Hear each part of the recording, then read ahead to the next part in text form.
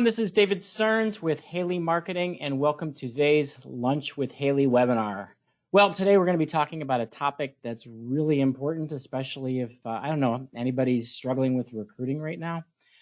Yes, it's not that eloquently titled, Your Reputation Sucks, but what we're going to talk about today is the importance of online reputation, how it ties to branding, the impact it has on your recruiting and business development, and most importantly, how you can more proactively manage and build a dynamic, positive reputation that will help you attract and retain talent and help make employers want to work with you. Today, I'm joined by Magezi Mukandala, who is a technical support specialist. He helps out in lots of areas. He's kind of our Swiss Army knife around here, does so many different things. But one of the things he does for Haley Marketing is to manage our reputation management services. So when we get to the how-tos, Magezi will actually be jumping in to walk you through most of that process. All right, but I'm here to kind of set the stage. So, where are we today? Let's talk a little about some marketplace realities. And I like this subtitle, Houston, we have a problem. The problem's multifold. So first off, no big surprises here. Near record low unemployment. I just looked, the latest data said the unemployment rate is down to 3.6%. As most of you, I'm sure know, structural zero unemployment is actually around 5%. So we're well below that. If you're recruiting healthcare professionals, if you're recruiting IT professionals, if you're recruiting professionals in most markets, your unemployment rate's probably well below 2% and someplace below 1%. You know what that data means. It means that you're not getting active job seekers who are unemployed looking for work. All right. Wait, there's more. The labor force participation rate is the lowest it's been in, I put 20 plus years. It actually goes back to 1977 was the last time the level of participation in the labor force was as low as it is now. We're at 62.2% labor force participation. Now that's only about 2% below where it should be, but each percentage represents millions of workers who are electing not to be in the workforce. Keep going. The quit rates. I'm sure every one of you is more than sick of hearing about the great resignation or the great reshuffling or the great whatever you want to call it. Well, there's nothing great about it. The reality is quits are 31% over where they were a year ago. I just saw a blog post 2 minutes before this saying, I think it was from ASA today, saying that more than half of all employed Americans are saying they are looking for a new job. That makes it really tough on your clients. That makes it really tough on your businesses. You're having to replace salespeople, recruiters, account executive, branch managers, senior leaders. The good news is lots of people are looking to move. The bad news is retention is really hard. Then, okay, boomer. They've decided they've had enough of being okay, boomer, and they've been retiring at a dangerous speed the last 2 years. Just in December, this is from the SIA Executive Forum Conference this year, Barry Asen said that there were 2.4 million more people that retired in just 1 month than was expected.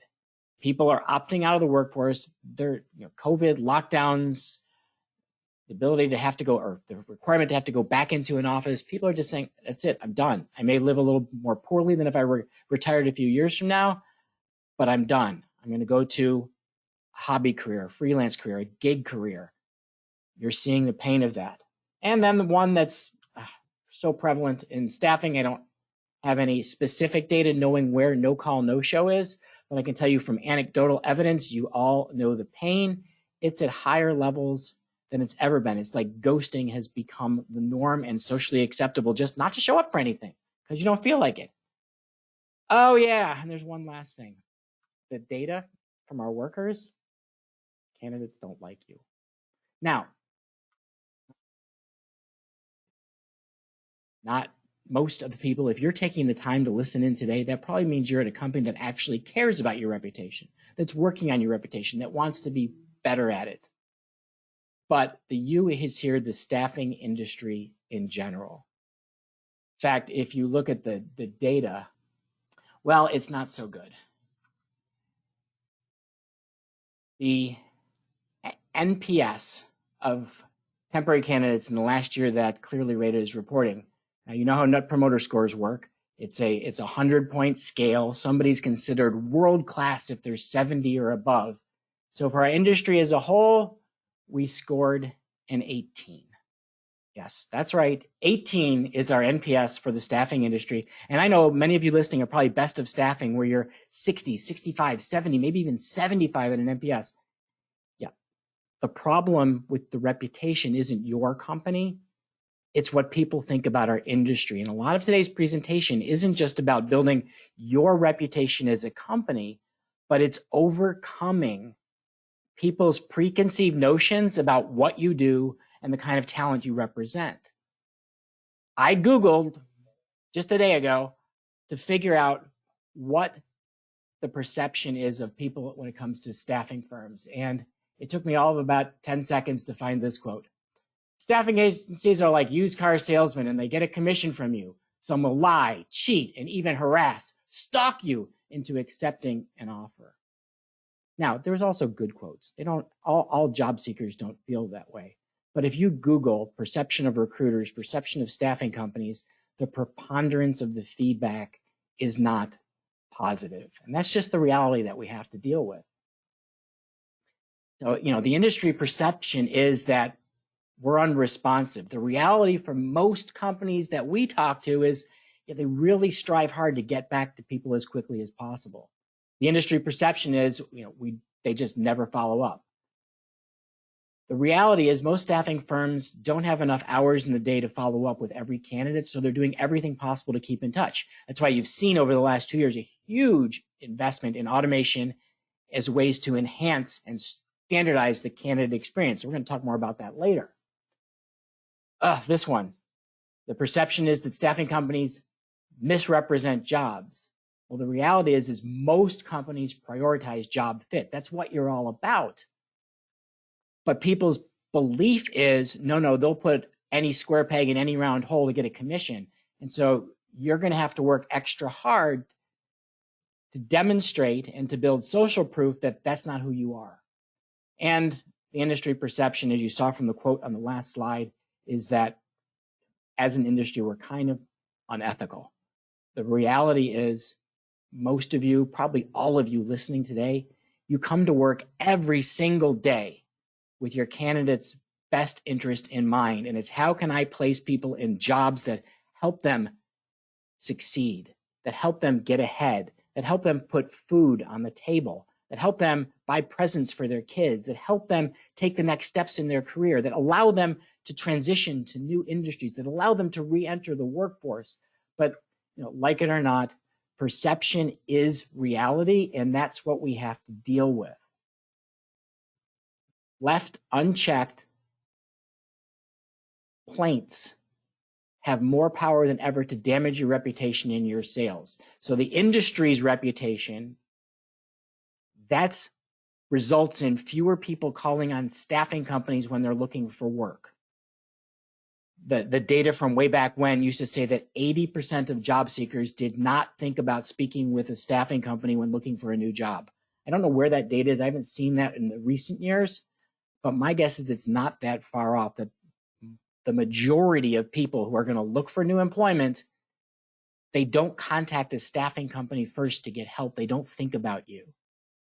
So if we don't do something to counter that industry perception, that industry broken reputation, it's going to decrease your applicant flow. The employer side, still, unfortunately, some employers believe that staffing is a necessary evil. I only use them as I have to. Not that you're a strategic workforce solutions partner. I think that reputation has really declined in recent years. I think actually ever since 2009, our reputation, as a industry with employers has gotten much, much better.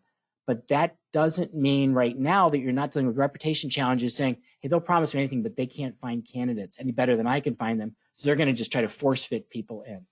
You have to deal with that perception. Perception really matters. The data says that 90% of people are going to check online reviews before they make any sort of buying decision. Employers, job seekers, you better believe that before they apply to a job, they're going to search for your company name followed by the word reviews.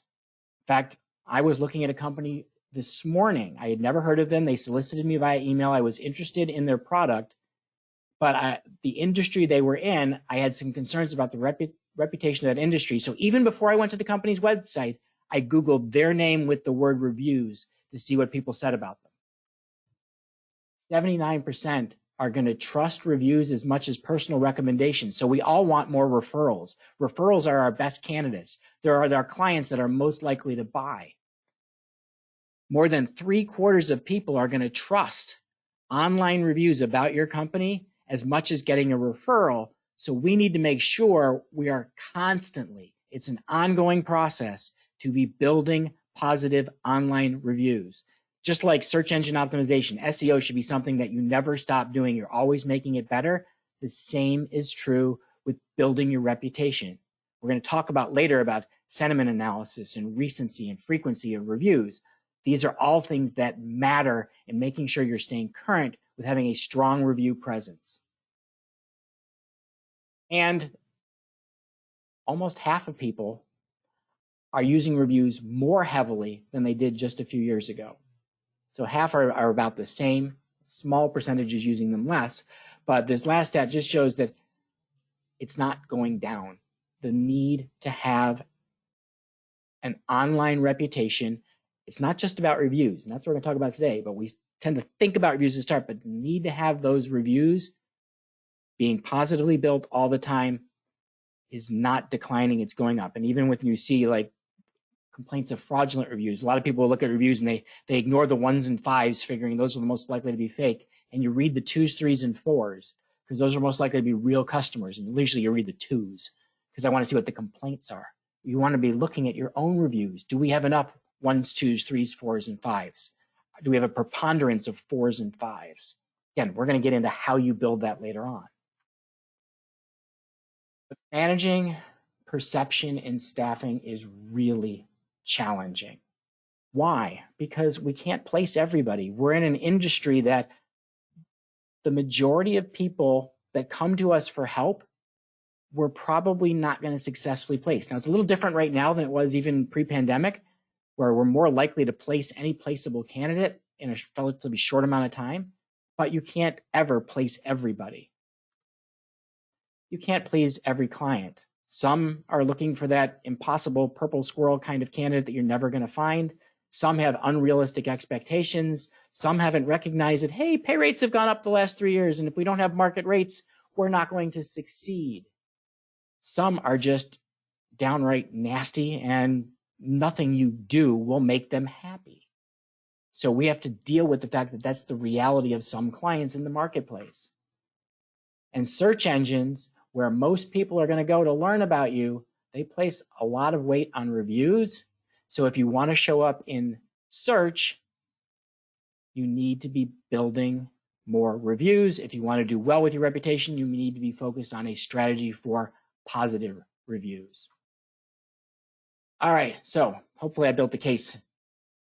The bottom line, in today's labor market, you need a great reputation to survive.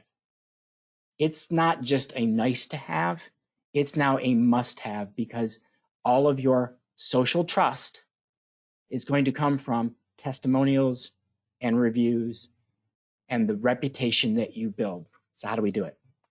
How do we get to the point where when people come to you, they've already saying, I have heard so many great things about your company. I have to find out if I can get a job through you. I have to find out if you can help me recruit talent. I've heard so many great things about what a kind of partner you are. So how do you build a great reputation? Now, we're going to talk mostly about your business, but I want you to remember this warning as we do.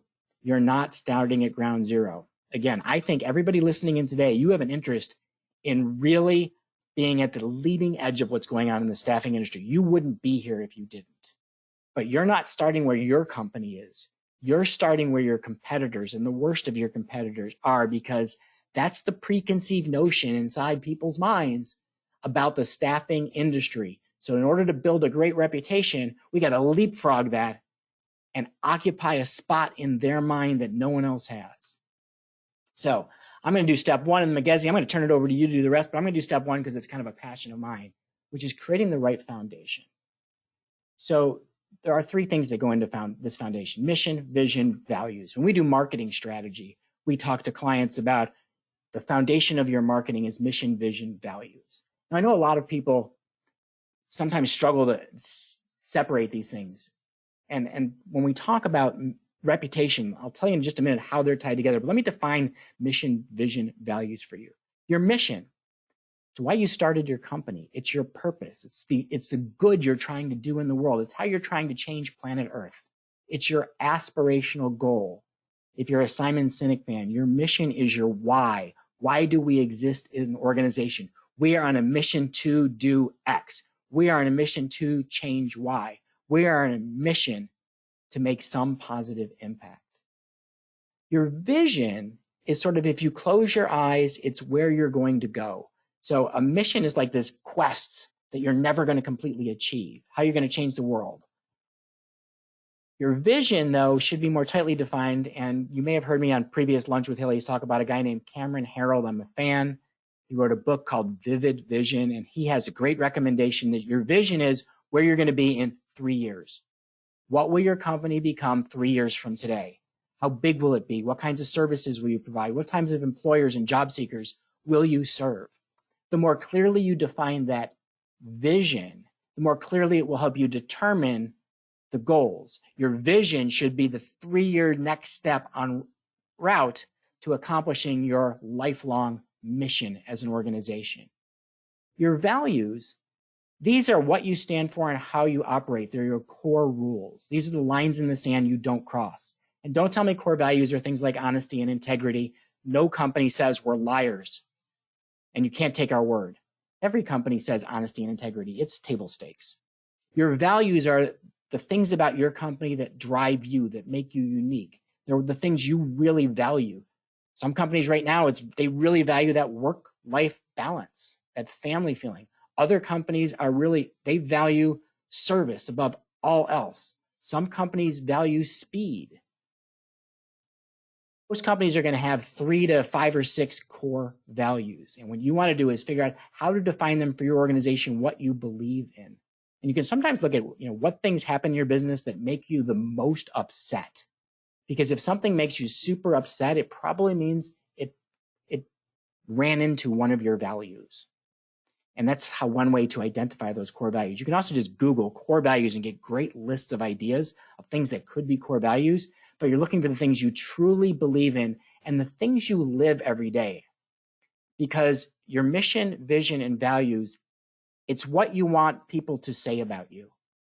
When somebody says, "Oh, tell me about ABC Staffing," and that's your company, you want the person answering to basically quote your mission, vision, and values. You want to have what your organization is all about be associated with what you are at your core. And that leads into this thing called an EVP, or your employee value proposition. If you're going to have a great reputation today with job seekers, and if more than half of them are looking for new jobs, you need to think about this diagram, which is, what are we offering? So at the foundational level, it's compensation and benefits. That's just, are we competitive in the market? And when you have clients that want to have pay rates that are below market, you don't even make the base of this triangle. You need to go to those clients and say, look, we're not even competitive in the market to win over today's job seeker. We're not even getting the basic contractual needs of the job seeker met with this pay rate or this benefits. We need to move up. We need to fill in that red bar. And if they can't, they shouldn't be your client. Then at the next level, now you start to differentiate. You want to provide people with great careers. Internally, why is working for your staffing company better than working for anybody else? Why is your career path awesome? For the people you place, your candidates, why are you a better career advisor? Why do you help them achieve their careers, their personal visions? Why are you a better partner? That also goes to their well-being. Searching for a job is really stressful. How are you helping take the stress out, make their lives easier and better? How do you create, you see the second arrow to the right, a better candidate experience for the people you're placing and a better employment experience for the people who work for you? And the top of this EVP is your purpose. Goes back to your mission. Do you have a mission that resonates with people? Does it connect with people emotionally and it's unique? Are you doing some sort of good in the world that makes people want to work with you? The best employee value propositions, they fulfill all three levels. They attract people to your organization. They're the foundation for everything Magezi is about to teach you in the steps to building a great reputation. Now, before Magezi gets there, I have one thing I'd like to offer you. So we just did a new ebook. I guess we're into ineloquent titles right now, but is differentiation bullshit? But it really is about how to truly differentiate a staffing and recruiting firm. And you can get it from a new webpage we just launched last week, haleymarketing.com/brain fuel. There's a lot of different ebooks and articles and on-demand webinars there, but this new ebook is front and center for you to go download. All right, Magezi, I'm going to turn it over to you, and you can now walk us through the remaining steps in building a great reputation. Thank you, David. I'm really excited to just walk everyone through how to practically work on building a great reputation. Before diving into anything, I just want to, again, emphasize the importance of doing that foundational groundwork that David just walked through and making sure that you have a clear understanding of your mission, vision, and values. As we're walking through these practical steps, that work that you do from the beginning will just make sure that you're on the right path and help you judge your progress along the road of building a great reputation. Well, getting into the practical steps, the second part beyond defining your mission, vision, values is really understanding where is your reputation currently. As David had pointed out earlier, you are not starting from zero. So you really need to understand where are you currently. The way in which you can do this is to look at what your service experience is really like. It's easy for us to all intellectualize what we've built and what we believe the experience is, but sometimes we actually need to go through it and understand what is the experience like and if it's consistent. Are you living your mission, vision, and values through how your service is structured? So make sure that you map it out. And as you're doing this, make sure that you're looking to see if this is the same candidate experience in every office, by every recruiter, every single time. Is it consistent? And if not, those are areas to explore and to make improvements upon. Now, once you've done that work and really understand what your service process experience is like and how it looks because you took the time to map it out, now it's time to understand what are the conversations that are going on around your business out there in the wild. So David had put out the example earlier. Simply go on Google and do a search about your business. Put in your company name and the keyword reviews and see what comes up. What you want to do is look and see what kind of ratings are you getting out there on sites like Indeed, Glassdoor, Google, Facebook, Better Business Bureau, City Search. Also, what's the nature of the reviews? And specifically, your Net Promoter Score, which David had alluded to earlier. What is your Net Promoter Score? And if you can dive a little deeper into it, see what's the reasoning that people gave for providing that score. What exactly was the issue that prompted them to give a low score, and what did they find that was great that prompted them to provide a great score? Now, beyond looking at that, what you also want to look at the sentiment, the general sentiment of the reviews and ratings that you're getting across the web. Does it match your desired reputation? Is it generally negative? Is it generally positive? Is it somewhere in between? Also, what's the quantity that you're getting in terms of reviews, maybe even quantity by different platforms? are you getting more on Indeed versus Glassdoor or more through Google? What's the preponderance of evidence say in regards to general thoughts about your company? Is there a trend that you can isolate that is causing a lot of the negative reviews, for instance? Frequency, how often are these reviews coming in? Is it consistent? Is it consistently good reviews? Is it consistently bad reviews? You just want to tie this information together and start painting a real picture of the general sentiment you have out there. And then recency. Do you have any current review information? Have people stopped leaving you reviews altogether? That also is a good indication that there's some work that needs to be had and things that you should start really looking into. Magezi, before we move on, I mean, one of the things I want to talk about recency, just to interject here, is that, you know, every business is becoming more conscious of reputation. So I'm sure you're all seeing more people asking to do that one question net promoter score. On a 1 to 10, how likely are you to recommend us to a friend? And because more and more companies are doing it, more and more people are ignoring it. And so that's causing recency, recent reviews to get harder to collect. But search engines like Google and humans, they look at not just what was the score, what did someone say, but when did they say it? So you want to make sure that you have frequent reviews, but also that they're recent reviews. Yes, and just if you can keep it on that slide for 1 second, David, I just want to add another point in regards to recency. If you, for whatever reason, are finding that you are not getting any recent reviews, it might be an indication that maybe people are talking about you on a different platform that you're just not aware of. And so make sure you dig into that if you are not seeing any recent reviews. You may be missing the conversation altogether.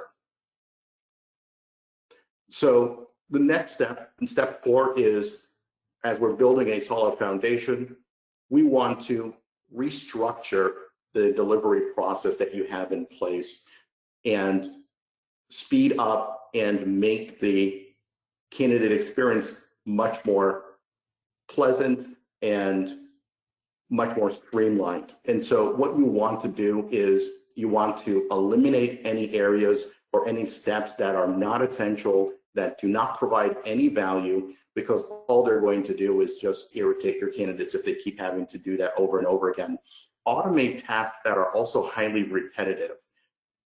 Make the work on your team's end as streamlined as possible as well. The happier they are, the more positive they will be when they are providing those services. And then humanize the process. Just make the remaining steps faster, easier, and honestly, make them as well more entertaining. When things are more entertaining as you engage with them, you don't really notice the passage of time. You tend to also give a lot of grace when it comes to areas of irritation.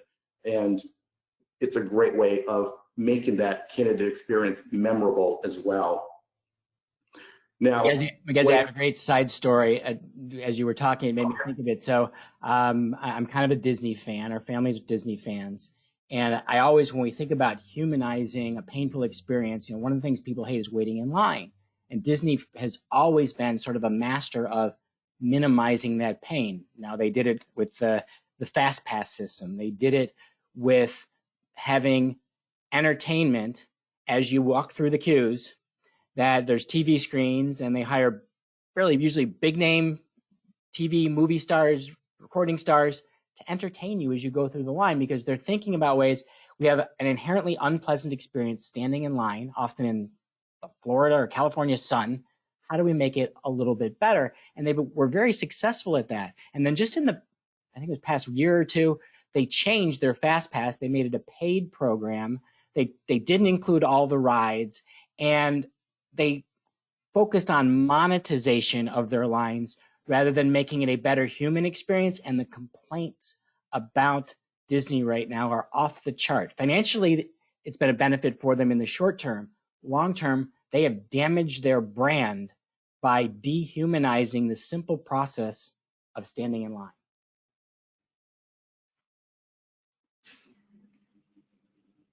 Yeah, no, that's a very easy step to overlook.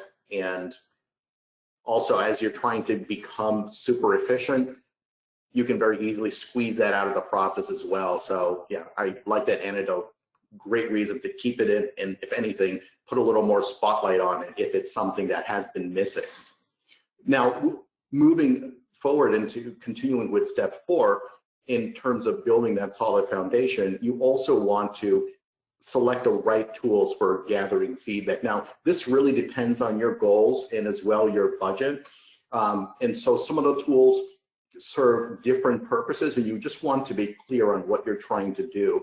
And speaking of being clear, the first one that I want to mention is Clearly Rated. So this is a tool if you're interested in competing for best of staffing, for instance, a great tool to test out and try out and see if you like it, if it aligns with your goals and budget, and see what you can get from it.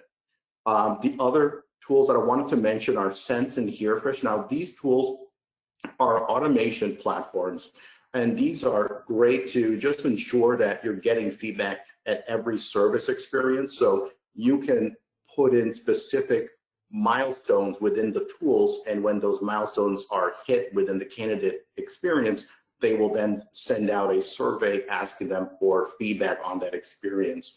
And so great tools to automate that process and hitting the candidates with surveys when it makes the most sense. Another platform is SurveyMonkey. This is more for those do-it-yourselfers, DIYers. Allows you to build your own survey, collect the information, and analyze the results yourself. So easy to set up and gives you a lot of control, but you have to be involved in it to do all of the work. So if you tend to be someone who likes to get their hands dirty, SurveyMonkey is a good option. We also like to mention Great Recruiters. This is a great tool if you're looking to zero in on individual recruiters' performances and highlight recruiters, your individual recruiters on your team and the feedback that they receive from the candidates they work with. And then, of course, we have the Haley Marketing Reputation Management tool as well. The strength of the Haley Marketing tool is that it is a continuous experience of gathering information for your business, so that at any given time you can look and see where are we currently at with our reputation, where are we in regards to feedback, sentiment, are we generally positive or negative, and then adjust accordingly. So you're continuously getting feedback from your candidates and clients if you so choose to use it that way. Now, one thing to mention is good old-fashioned one-on-one calls with your clients and candidates. That human-to-human interaction is a great way to not only get over any barriers they might have in providing feedback, but you can, in that session, resolve any issues that might have come up that prompted a negative experience. So a great way to build relationships, get feedback, and even just resolve whatever the issue might be all in one session. So don't overlook picking up the phone and just having that conversation. Now, the other piece of the process of building a solid foundation is getting your team in on the whole project, making sure that you have their buy-in and setting them up for success. So you want to train your team on when and how to ask for feedback, and making sure that they understand where in the service experience, good or bad, should they be reaching out and getting that feedback so that you have insights into what can be improved. You also want to train them on how to identify and address issues before they become major issues, before they become fires. So as we all know, the sooner you tackle any issue, the better it is for all parties. But sometimes there can be some hesitancy on taking that step and making yourself vulnerable when you're reaching out. So training your team on how to do it makes it easier for them to actually jump in and get it done. The other thing you want to train them on is how to respond to positive and negative reviews. This can be a bit tricky, especially when it comes to the negative review sites, especially if someone reaches out to, speaks about them personally. So you want to give them some training, give them some tools on how to actually go about taking care of this part of the process. One way to make this a little easier is to create a response team. So our core group within your company that are specifically designated to respond to feedback as it's coming in. Great way to centralize that task, and because they are focused on responding, they're getting insights from reviews coming in from all over the place that individual recruiters may not have the benefit of. So creating a centralized response team might be a great way to not only get the responses out quickly, consistently, but also have a lot of great insight and learning all in one place that can be leveraged to respond to these reviews. Now, we always like to provide tools to our clients whenever we teach, and we always emphasize providing tools to your teams whenever you're teaching them something new as well. So develop templates for responding, for giving them even just starting points for follow-ups that are not starting from a blank canvas is a great way to make sure they're doing it, but also at the same time it's consistent. And again, throughout all of this, we want to make sure that everything is aligned with your mission, vision, and values. So these tools can help make sure everyone is working from the same playbook. And lastly, give them a plan to escalate any big issues. We want to, again, identify issues before they become fires. If they are identified, what do they do with them? Give them a clear response path and people who they can reach out to, or in the tools that you provide them, making it easy for them to respond to any big issues without having to reinvent the wheel every single time. So these are great ways to just, again, set your team up for success, but making sure that it is the best service experience and consistent across offices, recruiters every single time. Now, there are different ways in which you want to train your team when it comes to responding to feedback, depending on whether it's positive or negative. Positive feedback is always super easy to respond to. It is always makes you feel good, and it's super easy when you're feeling good to tell someone thank you, acknowledge the fact that there is something in particular they liked, or just a general sentiment that they have positive for the business. You want to definitely encourage them at this point in time when they have this good experience with you to ask them to do more. So as an example, if they provided you with some great feedback, ask them to share that feedback online. We have a great example on the table itself. Ask for referrals at that point in time. Now, the odd thing is that negative feedback naturally doesn't make us feel great, doesn't make us want to engage and reach out, and we can be a little bit defensive when it comes to these kinds of feedback. The best thing you can do is take a deep breath, especially if you or the team member responding is mentioned in that piece of feedback, and consider a 24-hour rule just to separate you emotionally from the feedback that came in. Now, one comment that I wanted to make is that it's always odd that when it comes to negative feedback, the feedback that doesn't make us feel good, we are always very quick to respond to that, and we tend to overlook responding to the positive feedback. I want to just emphasize that as you're responding to feedback as it's coming in, do so for both types of sentiment. Don't ignore the positive because you feel that these people like us and everything is good with them. Nurture that relationship and see where you can get more, for instance, with referrals. Now back to the negative feedback, make sure you put a little space again between the feedback and when you respond. Always offer things that's a little more difficult with negative feedback, but they took the time to leave that feedback. It is a gift to you, and it can provide insights that you may not be aware of. And so make sure you thank them for that feedback, and as well, be authentic and transparent with it.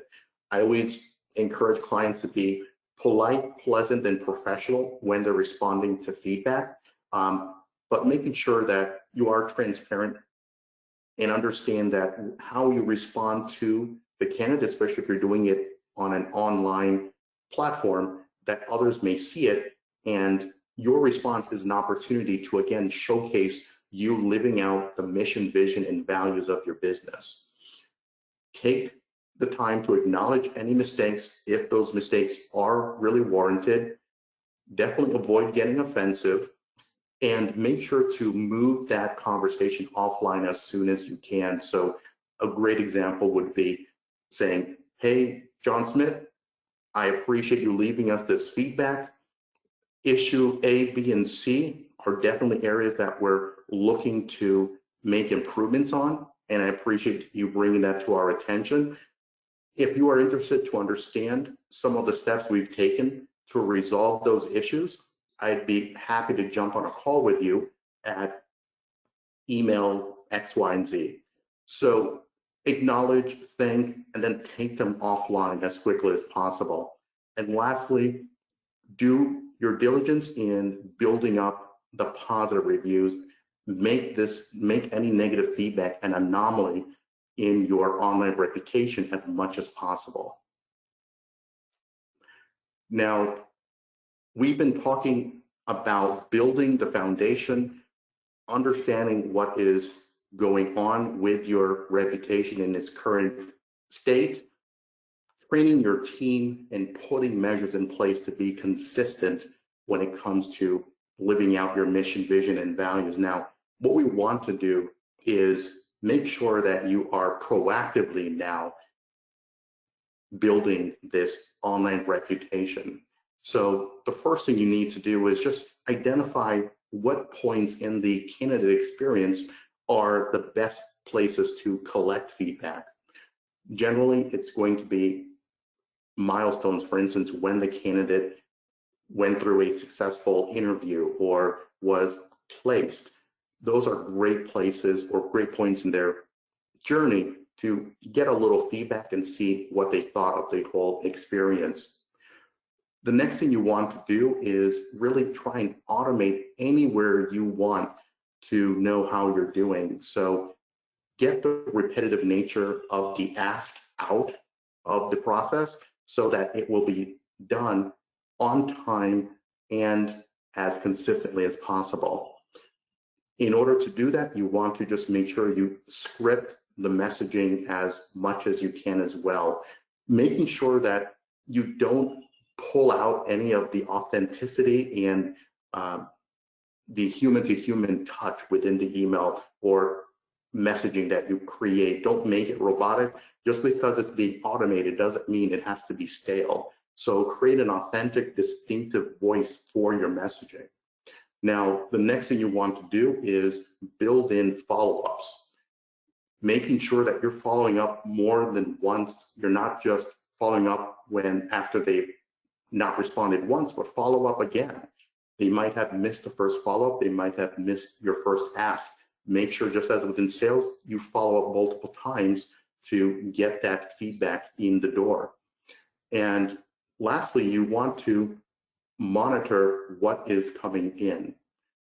You may be the person setting up to collect the feedback, asking for the feedback, and you can have someone else monitoring and seeing what exactly is coming in the door.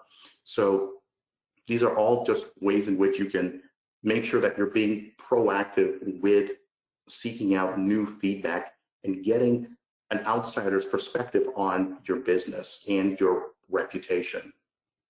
Now, the final step in the process is to really get these steps in place and then rinse and repeat them. So in order to do that, you need to, of course, track the results and the responses that are coming in. So making sure that you have tools in place, notifications in place, people identified to gather that information and any responses that are coming in so that you have a good idea of what exactly is going on and what's working well or not working well.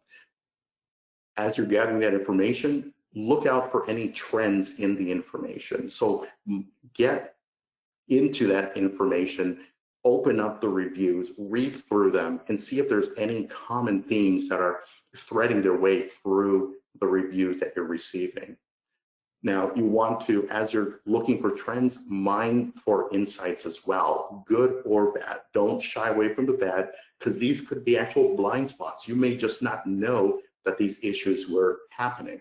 So mine for those insights, see what the general sentiment is.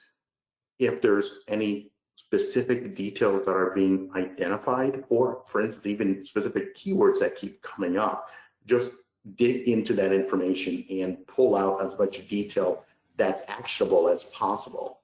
Now, as you're gathering, as you're looking through the results, mining for information, you want to definitely take the time to promote the positive. Get those positive reviews out there, and we will dive a little more deeper into that. But the obvious thing is you're getting this information in, you're getting people acknowledging the great work you and your team are doing. Make sure you take the time to leverage that information. Now, if you're looking at the positive, you need to also address the negative. So making sure that you acknowledge if there are any service issues that are occurring, and make sure you address them as quickly as possible, again, before they turn into fires. And in many cases, the quicker and more completely you address those service issues, the more chance you can turn that negative into a positive and actually have that experience turn into a testimonial on, again, how you lived out your mission, vision, and values practically. Now, the last thing you need to do with any kind of system that you have in place is review the process, look for any steps that are unnecessary, not adding value, and any ways in which you can improve the system moving forward. So that is a real practical overview of what you can do to get a strong reputation built from the foundation up. Now, going forward, we want to look into how can you make the most of your reputation. So you're putting in all this work, you're building these great foundations.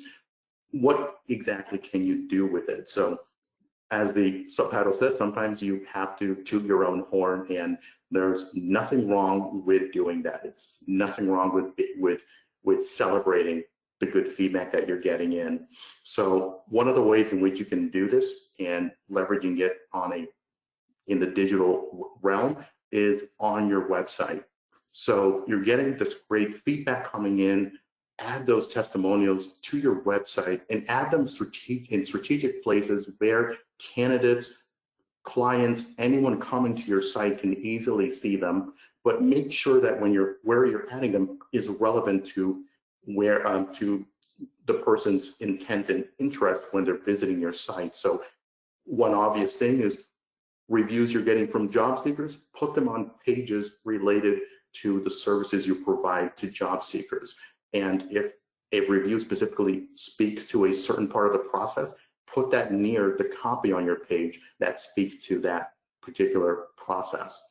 Now, you can also take advantage of things like review widgets. So these are tools that you can add to your website, and as you're getting new feedback coming through whichever tool you chose, it will automatically be published to your website. So the examples we have here is, for instance, here on the bottom right, check out our 5-star reviews. Great review widget that will display all of the reviews that are coming in a really stylish design, and allow the candidate to scroll through all the reviews you're receiving, and it provides a nifty little summary of the rating that you have with those reviews. And then on the bottom left, that's like a little pop-up that you can have popping up on your site, drawing attention to the great feedback that you're getting for the services that you provide. Now, you can also get creative and take your reviews and turn them into a video. And videos right now have a huge impact online. When you receive a great review, reach out to the person who sent it in and make the simple ask of telling them that you would love it if you could get them on video stating what they just shared with you. You would be surprised with the number of people who are interested in taking that next step for you.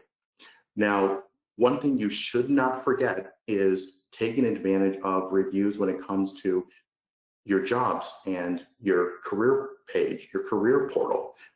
Put your reviews around your jobs. Tell the story of your candidates and all the great things that you've done for those who have come before them, for those people who are on your website looking for positions. At the end of the day, you want your website design to reflect your mission, vision, and values, but also be a trust building engine for you that's working 24 hours a day. Now, at this point, I want to turn it back over to David to talk about a few other ways to leverage your great reputation online. All right, thanks, Magezi. And we're going to bring it home now with just some other ways that you can take advantage of reviews and testimonials. Obviously, your website, you're drawing people to your website. Magezi just gave you lots of places and different ways you can use that content on your website. But we also want to push it out into the rest of the digital world. So think social media and paid advertising.